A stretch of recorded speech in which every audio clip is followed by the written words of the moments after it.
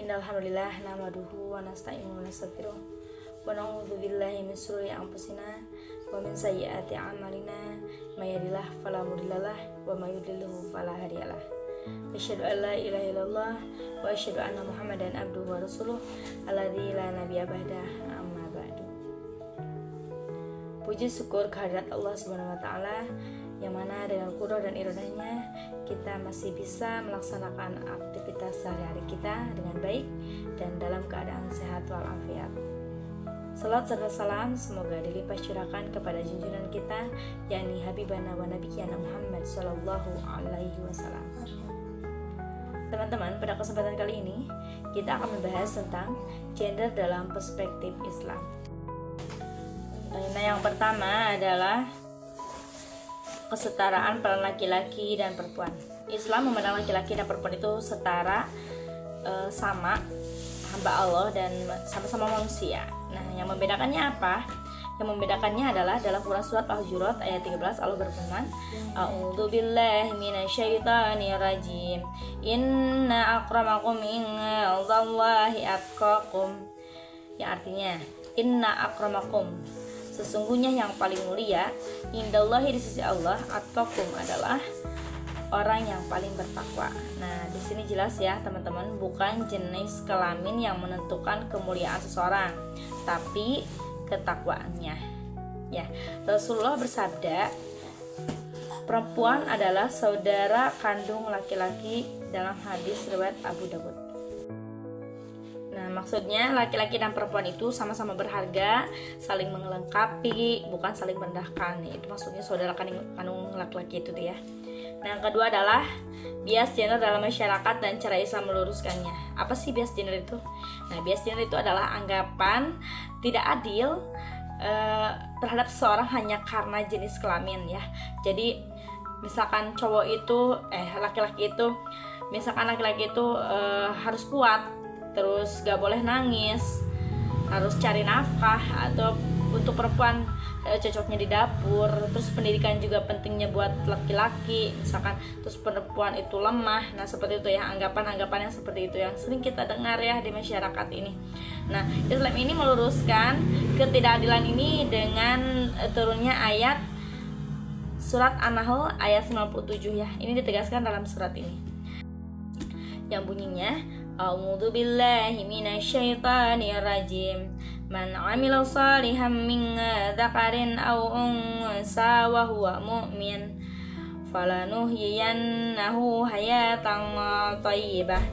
Yang artinya, man 'amila shalihan, barang siapa yang beramal soleh, min dzakarin, dari baik laki-laki, au unsa atau perempuan, wa huwa mu'min, dan dia beriman, falanuhyiyannahu, maka akan kami berikan hayatan thayyibah, kehidupan yang baik. Nah, di sini kita sudah tahu berarti Islam itu menilai manusia itu dari amalnya, bukan dari gendernya ya.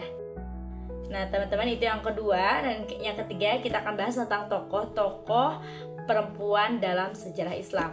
Siapa saja sih? Islam itu mempunyai banyak tokoh perempuan hebat. Yang pertama, istri Rasul tentu saja, yaitu Siti Khadijah radhiyallahu anha. Beliau adalah pengusaha sukses dan pendukung utama dakwah Rasulullah Shallallahu Alaihi Wasallam. Nah, yang kedua adalah Siti Aisyah radhiyallahu anha. Apa saja sih yang harus kita teladani dari beliau itu? Beliau adalah ulama perempuan, perawi ribuan hadis, dan guru para sahabat. Nah, keren ya. Yang ketiga adalah Maryam alaihissalam. Siapa coba Maryam? Maryam itu adalah ibunya Nabi Isa ya teman-teman. Ia adalah perempuan mulia yang namanya diabadikan dalam Al-Quran. Nah, Allah juga berfirman dalam Quran surat Al-Ahzab ayat 35 bahwa laki-laki dan perempuan sama-sama mendapatkan pahala dan ampunan. Ya, ini adalah bukti bahwa Islam itu mengakui peran besar perempuan dalam sejarah dan peradaban. Ya, seperti itu teman-teman. Dari ketiga tokoh ini kita diajarkan sebagai perempuan untuk jangan minder. Kita boleh berani, boleh pinter, dan boleh punya cita-cita yang tinggi selama apa? Selama taat kepada Allah Subhanahu wa taala. Nah, yang keempat adalah Pendidikan responsif gender. Islam itu menekankan pendidikan untuk semua tanpa membedakan gender. Rasul bersabda, yang ini hadis yang kita sering dengar ya teman-teman, menuntut ilmu itu wajib bagi setiap muslim. Ini hadis riwayat Ibnu Majah.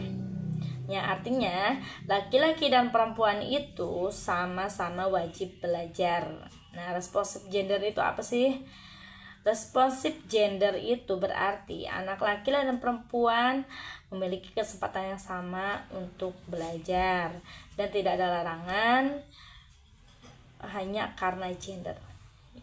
Nah, apalagi di zaman digital saat ini ya teman-teman, kita lebih cepat mengakses ilmu ya, mencari ilmu dengan rebahan. Kita bisa cari life hack ya, dengan rebahan kita bisa dapat ilmu-ilmu baru di sosial media, di YouTube, di TikTok ya. Kita bisa cari ilmu-ilmu baru. Nah, tapi harus tetap dengan sumber yang akurat ya teman-teman, apalagi kalau menyangkut tentang hadis dan ayat Al-Quran seperti itu teman-teman. Nah, yang kelima adalah kekerasan berbasis gender dan solusi dalam Islam.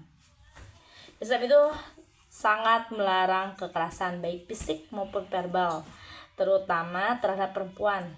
Nah, jelas sekali ya, Islam itu sangat mengajarkan kita untuk saling sayang menyayangi. Seperti dalam hadis riwayat Tirmidzi, Rasul bersabda, sebaik-baik kalian adalah yang paling baik terhadap keluarganya. Ya, jadi di sini sayangi dulu keluargamu sebelum orang lain. Seperti itu ya.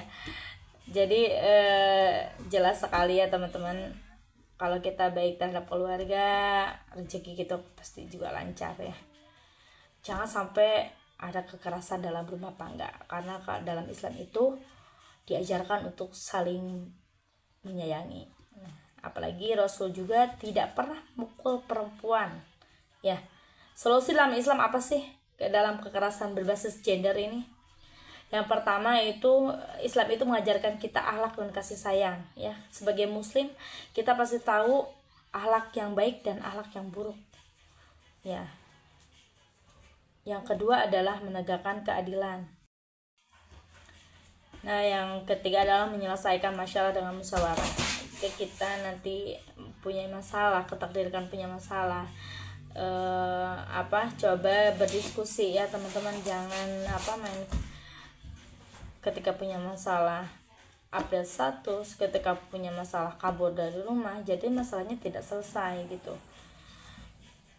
Islam itu mengajarkan kita untuk menyelesaikan masalah dengan musyawarah ya teman-teman. Jadi kalau kita dalam keadaan marah, kita ambil wudhu, lalu sholat, kemudian kita bisa berbicara dengan pikiran yang lebih jernih ya. Karena kekerasan itu bukan ajaran Islam ya, tapi penyimpangan ajaran Islam ya. Karena kita itu dalam Islam diajarkan untuk saling sayang menyayangi. Jadi kalau KDRT no ya, bukan ajaran Islam. Nah, jadi teman-teman yang berbahagia, Islam itu mengajarkan kita bahwa laki-laki dan perempuan itu sama, adil juga dalam hak dan kewajiban, juga saling melengkapi bukan bersaing.